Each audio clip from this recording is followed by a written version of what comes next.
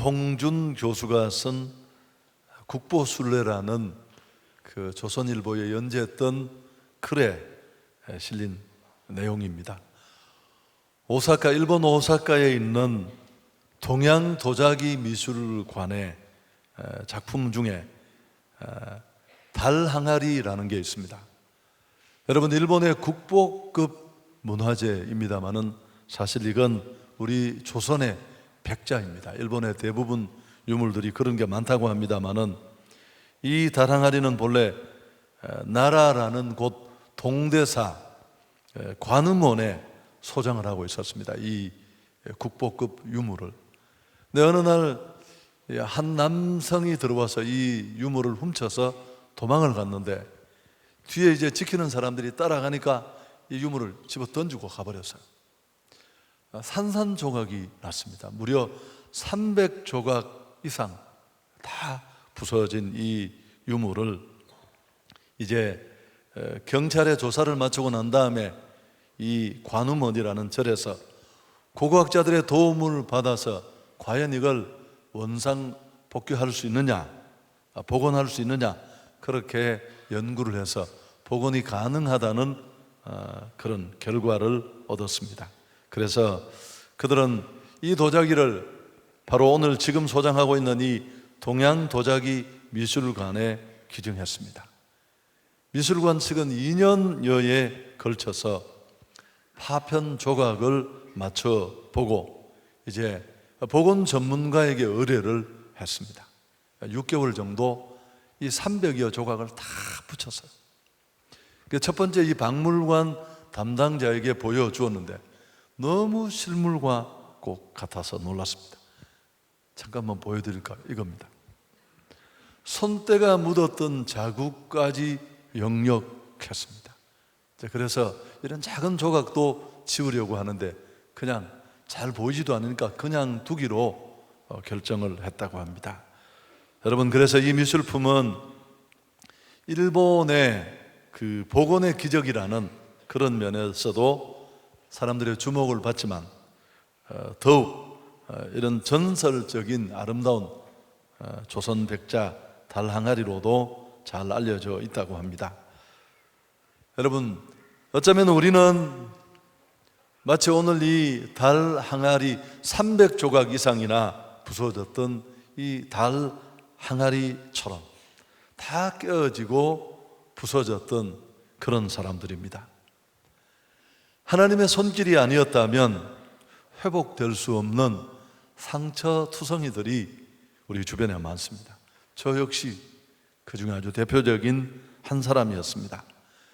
정말 쓸모없을 만큼, 다시 돌이킬 수 있을까 싶을 만큼 철저하게 부서지고 깨어졌던 그런 사람들입니다. 그런데 하나님은 쓸모없는 우리를 그 사랑의 손길로 치유해 주셨습니다. 예전에 우리 모습보다 훨씬 나은 존재로 더 온전히 변화시켜 주셨습니다. 여러분, 세리가 변화되어 마태가 되고 또 그렇게 삶이 형편없던 사마리아 여인이 예수님 만나고 변화되어서 어떻게 됐습니까? 그 예수를 전하는 행복한 전도자로 바뀌지 않았습니까? 중풍병자가 들것에 실려 주님 앞에 나왔는데 복음의 일꾼으로 바뀐 것처럼 우리 모두에게는 조금씩 다를지 모르지만 이런 여러 가지 변화된 그런 흔적들을 우리가 가지고 있습니다. 주님이 그 사랑과 치유의 손길로 우리를 어루만져서 새 사람이 되게 해 주셨습니다. 여러분, 지금도 여전합니다. 우리는 그런 큰 은혜를 과거에 경험했습니다만 여전히 지금도 어려운 세상을 살면서 이런저런 이유로 부딪히고 또 부딪히면서 상처를 입고 상처를 주면서 깨어져 있습니다. 주님은 여전히 지금도 우리를 고치시고 치료하십니다. 하나님은 상한 갈대도 꺾지 않으시고 꺼져가는 심지도 끄지 않는다. 그렇게 자신을 소개했습니다. 우리를 위해서 십자가에 피 흘려 죽으시고 지금도 하나님 보좌 우편에 계셔서 우리를 위해, 나를 위해 친히 그분은 중보하고 계십니다. 우리 주님은 언제나 우리를 고쳐주시는 분이십니다. 그래서 오늘 우리가 하나님의 이름 속에 나타난 그 여호와의 이름을 우리가 묵상하면서 교훈을 찾고 있습니다. 오늘 세 번째 시간입니다. 오늘 이 주신 말씀은 이스라엘이 출애굽한 이후에 홍해가 갈라지는 놀라운 기적을 경험합니다. 그 이후에 처음으로 그들은 광야에서 겪은 그런 사건을 본문이 적고 있습니다. 홍해를 건넌 이스라엘이 수르 광야로 들어가서 사흘 길을 행했습니다. 오아시스 지역에 도착을 했는데 목마른 그들이 우물을 찾았고 물을 마시려고 했더니만 서서 물을 마실 수가 없었습니다. 그래서 그들이 그곳 이름을 스다라는 뜻으로 마라라고 불렀습니다. 여러분, 물을 마실 수 없게 되자 이스라엘은 지도자 모세를 원망하기 시작했습니다. 사람들은 좋을 때는 항상 자기가 잘했다고 생각해요. 어려움만 생기면 지도자들을 공격하는 아주 나쁜 습성을 가지고 있습니다. 건강할 때 아무도, 목사님이 기도해 주셔서 우리가 건강하다 전화 한 통 없었는데 한 5사람만 연이 아프면 목사님 요새 기도를 열심히 안 하시는 것 같아, 그런 사람들도 있습니다. 한성교 얘기는 아니지만. 그래서 모세는 하나님 앞에 중보하기 시작했습니다. 하나님은 이 모세의 간절한 기도에 응답하셨습니다. 말씀해 보니까 그래서 모세에게 한 나무를 지시해 주셨습니다. 그래서 그 나무를 물에 던지라고 했는데 모세가 하나님의 말씀대로 했더니만 어떻게 되었습니까? 물에 쓴맛이 사라지고 달아 마실 수 있게 되었습니다. 여러분, 깨끗하게 문제가 해결된 거죠.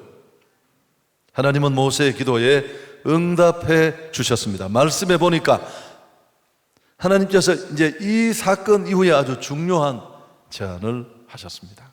하나님이 정해주신 법도와 율례를 지키면 마라의 쓴물을 단물로 바꾸어 주셨는데 그것처럼 너희들의 삶의 모든 문제를 내가 이렇게 고치고 해결해 주겠다, 그런 약속을 이 해결과 함께 해주셨습니다. 그러면서 하나님께서는 아주 비밀스러운 여호와 자신의 또 다른 이름 하나를 알려주셨습니다. 그 이름이 어떤 이름입니까?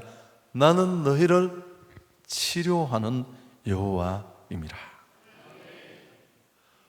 여러분, 우리가 하나님의 이름으로 지금 메시지를 찾고 기도 제목을 찾은 지가 3주째, 이 금요 철야에. 세 번째는 여호와 라파의 하나님, 우리를 치료하시는 하나님을 우리가 함께 묵상하려고 합니다. 홍해를 건너며 구원의 하나님을 만났던 이스라엘인데 이제 그들은 마라에서 이 선물을 만난 이 사건을 통해 치료하시는 하나님을 경험하게 되었습니다. 여러분, 첫 시간의 말씀이 생각나십니까? 여호와라는 하나님의 이름은 두 가지 메시지가 들었습니다. 첫째는 어떤 뜻입니까? 하나님은 언약 관계 속에 있는 자기 백성을 끝까지 책임지시는 신실한 하나님이시다. 여호와라는 그 이름의 의미는 그래요. 약속하신 것을 반드시 꼭 지키시는 신실하신 분이시죠. 그리고 또 하나, 이 여호와라는 하나님의 이름에 들어있는 메시지는, 근데 그 하나님은 이론으로 성경을 통해서만 경험할 수 있는 게 아니고 충분하지 않다고 했습니다. 실제 삶 속에서, 문제 속에서 절망과 문제로 맞닥뜨려져서 우리가 경험하고 체득하면서 깨닫게 될 하나님, 알게 되는 하나님이 바로 여호와 하나님이라고 했습니다. 제가 이걸 매 시간 반복하는 이유를 아시죠? 이 여호와라는 이름과 합해서 여호와 라파 이렇게 이어지기 때문에 그렇습니다. 여러분, 오늘 우리가 치료의 하나님을 경험하는 것도 역시 오늘 이 설교 시간이 아니라 오늘 주신 말씀을 가슴에 품고 삶의 현장에 부딪히면서 우리가 직면하면서 그 은혜를 누리게 될 것입니다. 구원의 은혜를 입은 우리 모두 말씀을 통해서 고치시고 치료하시는 이 여호와 하나님의 은혜를 누릴 수 있기를 주님의 이름으로 축복합니다. 여러분, 인생은 좋은 날도 있지만 살아보면 정말 마라와 같습니다. 간간히 행복하고 정말 기억하고 싶은 그런 찬란한 날도 있지만 정말 많은 날들은 힘들고 어렵습니다. 그래서 오늘 23절에 마라에 이르렀더니 그곳 물이 서서 마시지 못하겠으므로 그 이름을 마라라 하였더라. 누군가에게 인생은 초콜릿처럼 그렇게 달콤할 수도 있습니다. 꽃처럼 향기로울 수도 있고요. 그러나 인생 전체를 돌아보면 모두가 힘들고 또 어렵고 스디 쓴 그런 인생이 아닐 수 없습니다. 여러분, 왜 그럴까요? 우리는 아름다운 삶을 꿈꾸고 더 형통한 삶을 기대하는데 왜 우리 삶이 호락호락하지 않을까요? 여러분, 이유는 너무너무 간단해요. 죄 때문입니다. 죄로 인해서 우리 인생이 고난 가운데 있게 되었습니다. 하나님은 이스라엘을 광야로 인도해 가셨고 그들은 가나안이라는 이 축복의 땅에 들어가기 전에 광야에 머물게 하셨습니다. 여러분, 광야는 그저 우리가 떠오르는 퍼뜩 떠오르는 이미지만으로도 고통의 장소라는 것을 알 수 있습니다. 창세기 3장에 보면 최초의 사람 아담과 하와가 죄를 범하는 내용이 나옵니다. 하나님은 범죄한 인간을 심판하십니다. 그 심판의 결과가 무엇입니까? 아담과 하와는 그 멋지고 풍요로운 생명과 축복이 넘치는 에덴 동산에서 쫓겨납니다. 실낙원하게 되죠. 그리고 그들의 삶에 온갖 저주가 임하게 되는데 저주의 핵심 내용이 고통입니다. 하와는 해산의 고통을 겪게 되고 아담은 땀을 흘리면서 고통스럽게 노동을 해야만 삶을 이어갈 수 있게 됩니다. 여러분, 우리가 살고 있는 이 세상은 에덴과 같은 부족함이 없는 낙원이 아닙니다. 유토피아도 아니고 늘 힘들고 고통과 눈물이 가득합니다. 아마 우리가 하나님 앞에 서는 천국에 가는 그 날까지 이 고통은 계속될 것입니다. 그래서 늘 힘들고 어려울 수밖에 없고요. 또 한 가지, 우리 인생에는 항상 시험이 있습니다. 사탄이 주는 시험도 있지만 하나님의 시험도 많습니다. 오늘 우리가 읽은 이 사건 바로 직전에 어떤 사건이 있었느냐 하면 이스라엘이 출애굽 이후에 홍해를 통과하는 감격스러운 사건이 있었습니다. 여러분, 그 홍해가 갈라지면서 뒤에 애굽 군대가 쫓아오고 극적으로 그 홍해를 건넌 그들의 감격과 기쁨이 어느 정도였을지를 한번 상상해 보십시오. 너무 감격스러워서 찬양을 드리지 않았습니까? 그런데 이런 기적의 감격이 사라지기도 전에 그 기쁨의 찬양 소리가 아직 귓가에 울려 퍼지는 것 같은데 그들은 첫 번째 도착한 기착지가 오늘 이 본문입니다. 마라라는 곳입니다. 하나님이 인도하셨습니다. 그들을 이곳까지 이끄신 분은 애굽의 속박에서 건져주신 은혜에 감격하고 있었는데 3일 길을 걸어도 마실 물이 없었습니다. 겨우 도착해서 물을 얻기는 했지만 이것마저 너무 서서 마실 수가 없었으니까요. 여기서 여러분 중요한 구절 25절을 우리가 다시 한번 같이 읽어볼까요? 모세가 여호와께 부르짖었더니 여호와께서 그에게 한 나무를 가리키시니 그가 물에 던지니 물이 달게 되었더라. 거기서 여호와께서 그들을 위하여 법도와 율례를 정하시고 그들을 시험하실세. 여러분, 이 구절을 읽게 한 이유는 제일 끝에 있는 저 구절 때문에 시험하실세. 누가요?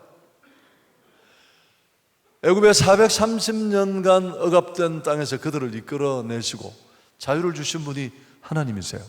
지금 하나님은 그 열악한 자기 백성을 축복의 땅까지 이끌고 계시는데 그 기적 같은 은혜를 주신 하나님이 그들을 이끄신 첫 번째 기착지가 바로 이 말하라는 것입니다. 선물을 주시고 그들을 시험하셨다고 했습니다. 하나님은 이스라엘 백성을 시험하시기 위해서 이런 곳까지 그들을 몰아 넣으셨습니다.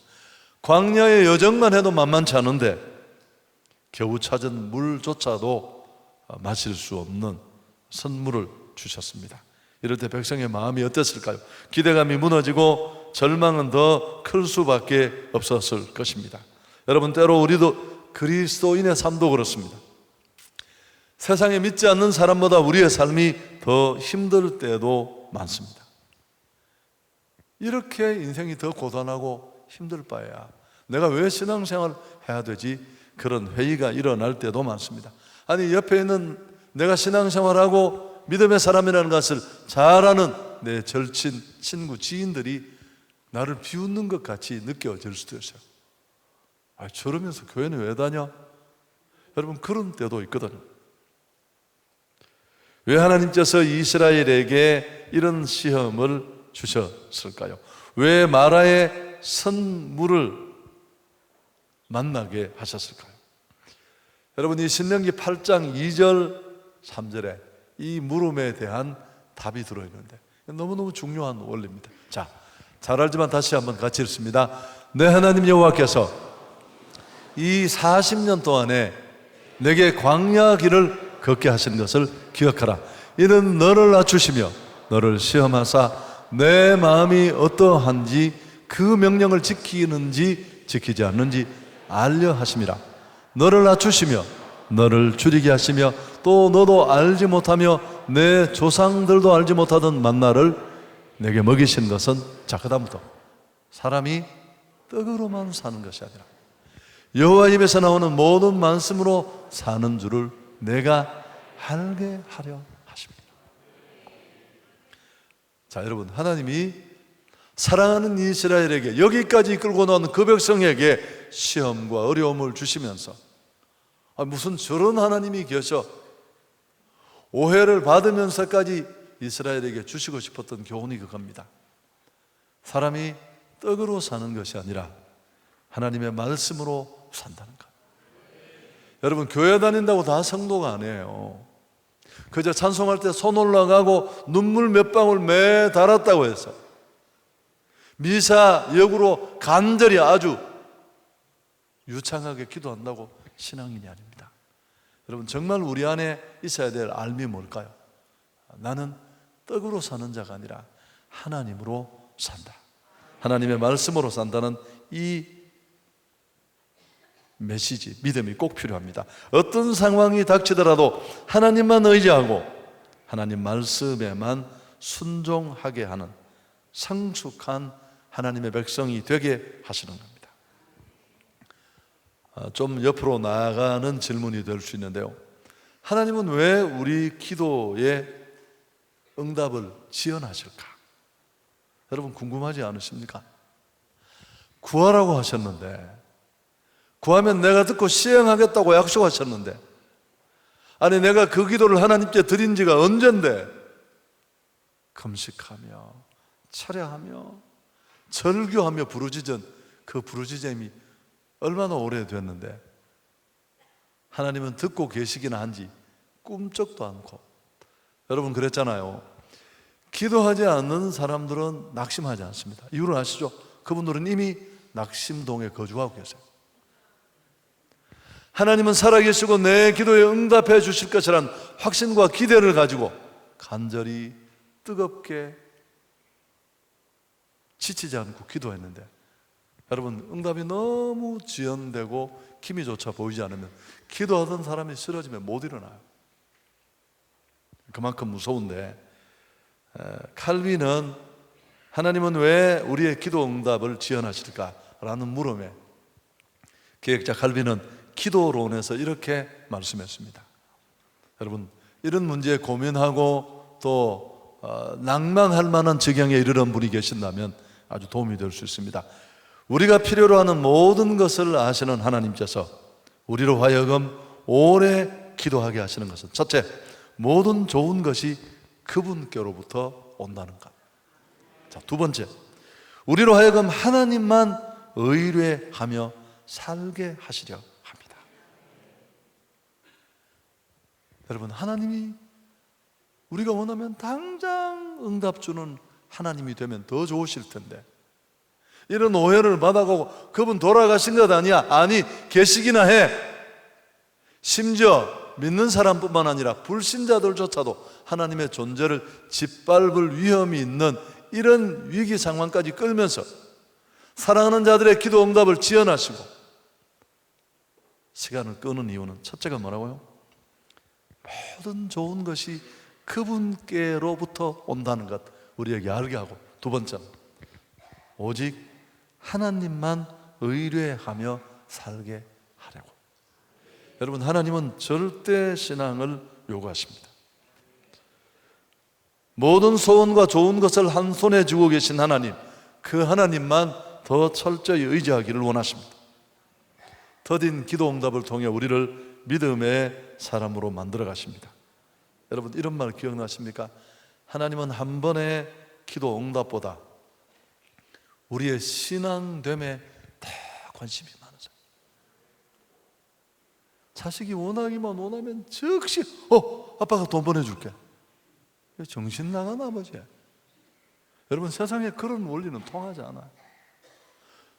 아빠 엄마가 다 천국 가면 그 아이들이 만날 세상은 전혀 그런 세상이 아니에요.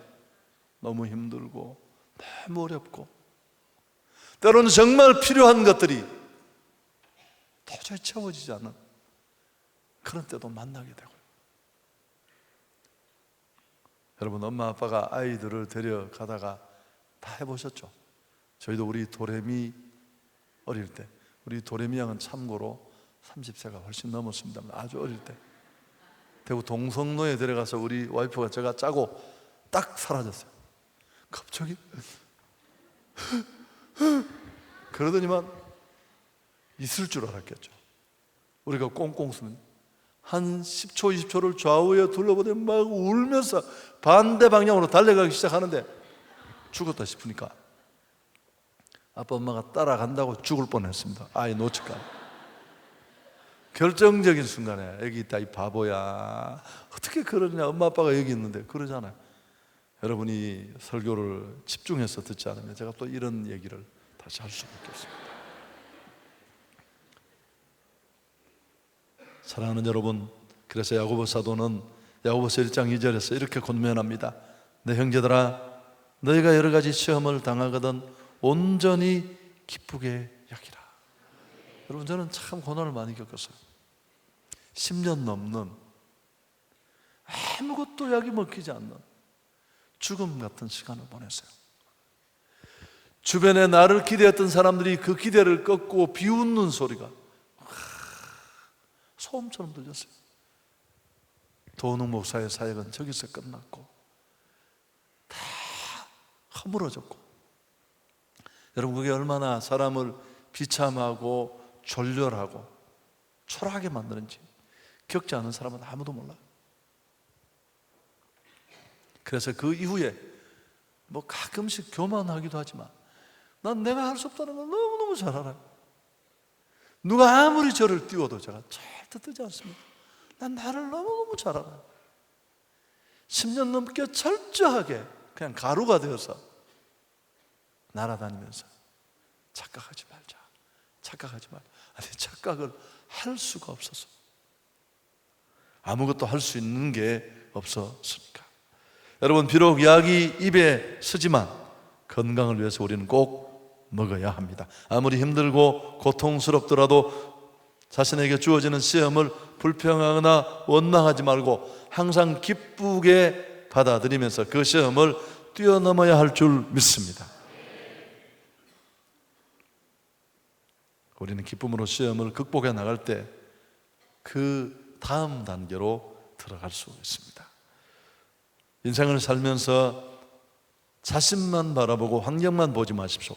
나를 지으시고 인도하시는 여호와 하나님을 바라볼 수 있기를 축복합니다. 우리가 지난 시간 여호와 일에 되시는 하나님을 바라보았습니다. 준비하시는 하나님. 근데 이 준비하시는 하나님의 은혜는 모두가 누릴 수 있는 게 아닙니다. 철저하게 땅의 것을 내려놓고 믿음으로 한 걸음 한 걸음 살아가는 자, 사랑하는 자식이라 할지라도 주님 앞에 기꺼이 드리면서 내 믿음을 보여서 네가 정말 나를 경외한다는 걸 내가 이제 알게 되었어. 너 정말 나를 온전히 신앙하는 신앙인이라는 것 내가 오늘 깨달았어. 그런 하나님의 인정을 받는 자에게 하나님은 이런 준비하시는 여호와 이레의 축복을 주신다고 했습니다. 오늘 역시 마찬가지입니다. 이 여호와 라파의 하나님의 치유하시고 고치시는 은혜도 마찬가지입니다. 자, 26절 오늘 가장 중요한 핵심 구절인데 우리 함께 읽습니다. 이르시되 너희가 너희 하나님 나 여호와의 말을 들어 순종하고 내가 보기에 의를 행하며 내 계명에 귀를 기울이며 내 모든 규례를 지키면 내가 애굽 사람에게 내린 모든 질병 중 하나도 너희에게 내리지 아니하리니 나는 너희를 치료하는 여호와임이라. 여러분 조건절 기억나시죠? 너희가 너희 하나님 나 여호와의 말을 들어 순종하고 내가 보기에 의를 행하며 내 계명에 귀를 기울이며 내 모든 규례를 지키면, 여기까지가 조건절이에요. 그럴 때 하나님은 내가 애굽 사람에게 내린 모든 질병 중 하나도 너희에게 내리지 아니하리니 나는 너희를 치료하는 여호와입니다. 하나님께서는 고통 가운데 있는 이스라엘을 결코 외면하지 않으십니다. 이스라엘 백성들을 찾아와 주신 하나님은 여호와 라파의 하나님이십니다. 고치고 치료한다는 뜻입니다. 옷이 찢어지고 헤어졌을 때 고치고 수선하는 것도 라파입니다. 집이 낡고 비바람이 몰아쳐 파손되었을 때 손을 보고 수리하는 것도 라파입니다. 병든 사람을 치료해서 낫게 하는 것도 역시 라파입니다. 할렐루야. 그래서 건강만이 아니에요. 고장난 우리 삶의 모든 부분을 온전케 합니다. 여러분 이 시대에 얼마나 많은 가정들이 깨어져 있습니까? 멀쩡히 가정이 존재하지만 역기능밖에 하지 못하는, 차라리 없으면 누군가가 대신해 줄 수도 있을 텐데. 여러분 실제로 교육학적으로 연구를 하거나 임상 데이터를 내보면요, 어머니 아버지가 없어도 주변에 할머니나 또 누구 한 사람이 그 비슷한 역할을 하면 좀 문제가 있지만 거의 문제가 없는 건강한 사람으로 자라나서 받은 그 사랑을 기억하면서 세상에 그 사랑을 돌려주고 그런 케이스가 많아요. 멀쩡히 엄마 아빠가 살아있는데 역할을 하지 못할 때 더 심각할 수 있거든. 여호와 라파 되시는 하나님의 은혜를 우리 온 성도들이 누릴 수 있기를 축복합니다. 여호와 이레 하나님은 무조건 우리 삶에 필요한 것을 채워주시는 분은 아니십니다. 믿음으로 반응하여 나아갈 때 우리는 그 은혜를 누릴 수 있습니다. 치료의 하나님을 누리는 것도 마찬가지입니다. 그래서 오늘 우리가 뭔가를 할 때 역시 우리는 그런 축복을 누리게 되는데 두 가지가 오늘 본문에 말씀하고 있습니다. 첫째, 여러분 우리가 오늘 이 여호와 라파의 하나님을 누리고 경험하기 위해서 첫 번째 필요한 것은 우리가 기도해야 합니다. 25절 상반절을 보십시오. 모세가 여호와께 부르짖었다. 여러분 이 마라의 쓴물을 돌이키는 시작이 이렇게 시작되었습니다. 마라의 쓴물로 인해 이스라엘이 원망하는 모습을 보고 지도자를 향해 공격성 발언을 솟아놓을 때 모세는 그 자리에 죽을 쳐 앉아 민감한 반응으로 되돌려준 게 아니라 그 문제를 하나님 앞에 끌고 갔습니다. 오늘 부르짖었다고 25절 앞부분에 얘기를 했는데 여러분 이건 쉽게 말하면 내 속에 있는 것을 밖으로 다 쏟아 놓는 것을 말합니다. 우리가 부르짖을 때 하나님은 우리를 고통에서 건져 주십니다. 우리가 부르짖을 때 하나님은 고장난 내 삶을 고치시고 치료해 주실 줄 믿습니다. 세상의 의학과 과학이 할 수 없어서 하나님 앞에 나와 간절히 부르짖고 구할 때, 내 심정을 다 토하며 내려놓을 때 하나님은 우리를 그 질병의 고통에서 건져 주실 것입니다. 예레미야 33장 3절에도 너는 내게 부르짖어라. 내가 내게 응답하겠고 내가 알지 못하는 크고 비밀한 일을 내게 보이리라. 모세가 부르짖었을 때 어떤 일이 벌어졌습니까? 하나님이 해결책을 주셨습니다. 한 나무를 가리키면서 물에 던지라고 하셨으니까요. 말씀대로 쓴물이 달아졌고 또 치유된 것입니다. 모세의 기도가 응답된 것입니다. 오늘 내가 이런 치유, 회복 누리지 못하는 이유는 간단합니다. 충분히 기도하지 않아서 그렇습니다. 여러분, 지금 우리는 어느 때보다 간절한 기도가 필요해요. 한국 교회에는 기도가 다 죽었습니다. 한성교회는 그나마 나은데 여러분 참 어려워요. 이번 한 주간도 제가 이렇게 돌아보면 뭐 그 다 개인의 관리입니다만은 더 기도할 수 있기를 축복합니다. 이 금요 집회도 이왕 나왔다면 간절히 밤을 지새우며 부르짖어 간구해야 될 때입니다. 근신하며 깨어 기도해야 할 줄 믿습니다. 식어진 내 영생을 다시 회복하는 첩경은 이게 시작이에요. 내 절망, 고장난 내 인생, 그게 가정의 문제든 무너진 사업의 문제든 여러분 한번 토해내 보십시오. 주변에 있는 사람들이 보면서 안타까워 중보할 만큼 질병으로 또 심령의 고통 다 하나님은 치료해 주실 줄 믿습니다. 두 번째, 또 한 가지 이 치료의 은혜를 경험하는 또 한 가지 키가 있습니다.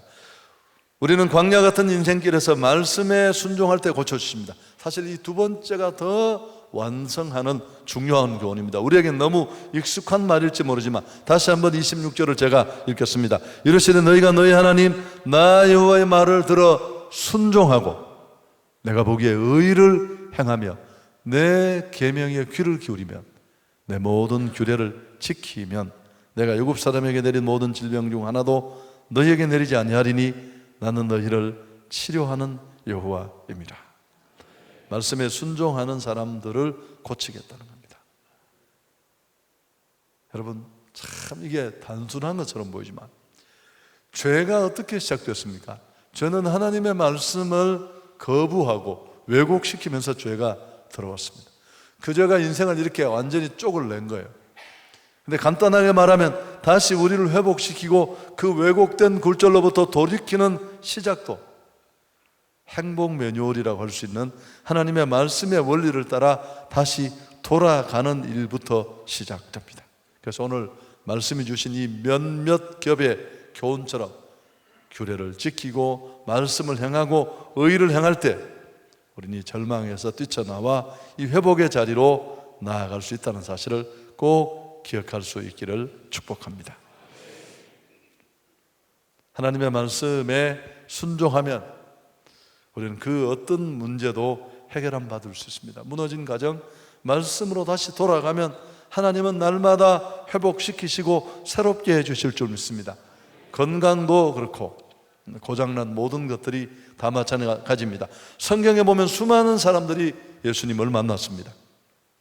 그러나 예수님을 진실로 신앙하고 믿지 않은 사람들은 구원도 받지 못했고 고침도 받지 못했습니다. 오직 주님의 능력을 믿고 주께 부르짖는 사람만이 고침을 받았습니다.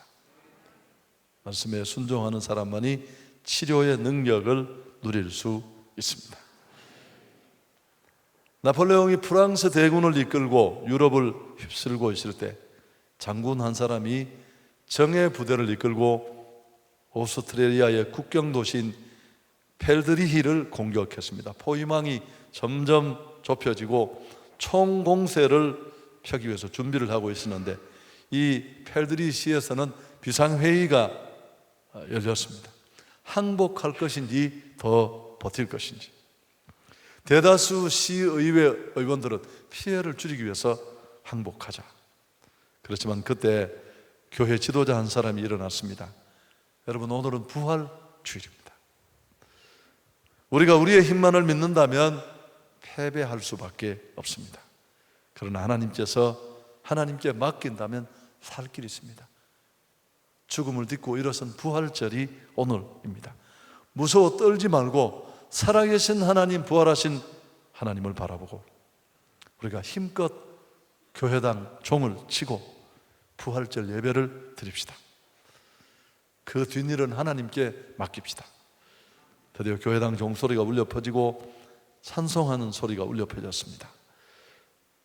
당연히 이 예배하는 큰 소리는 프랑스 진영에까지 들렸고 밤사이에 지원군이 도착한 줄 알고 그들은 이 펠드리의 공격을 취소하고 다른 곳으로 이동했다고 합니다.